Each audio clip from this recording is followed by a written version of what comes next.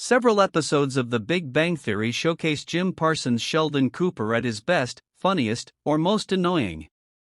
Although Sheldon often annoys the rest of the friend group, he is a popular character who was later featured in the prequel series, Young Sheldon, as a boy genius growing up in Texas with a family to whom he couldn't relate.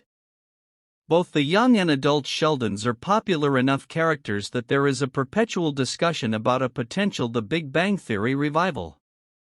Meanwhile, many episodes of the original series revolved around his idiosyncrasies. While Sheldon is often perceived as self-centered and unfeeling, many of The Big Bang Theory's best episodes demonstrate that this is not always the case. Sheldon is sometimes there for his friends in surprising ways, and by the end of the series, he is married to Amy, Mayim Bialik, who is truly his soulmate and knows how to handle his negative traits well.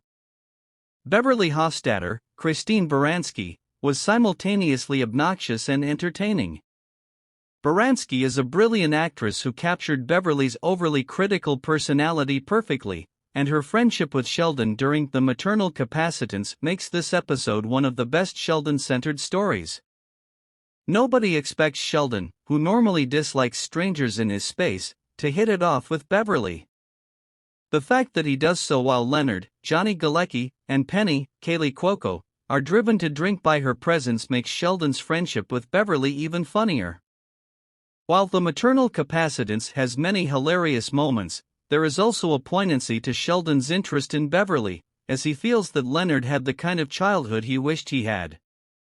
This is doubly moving now that the Young Sheldon finale has aired, as Sheldon's longing for a childhood like Leonard's underscores the depth of his evolution when he concludes that his family did the best they could for him even though they didn't understand him.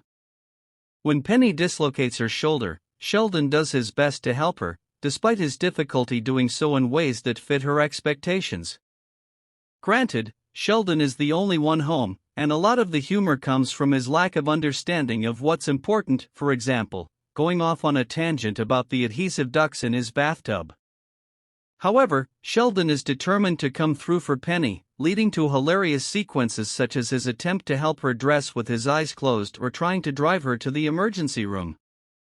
In addition to being amusing, this situation demonstrates that it's not so much that Sheldon is completely self-centered as it is that he doesn't know how to help. One especially meaningful moment is when Penny wants him to be more comforting.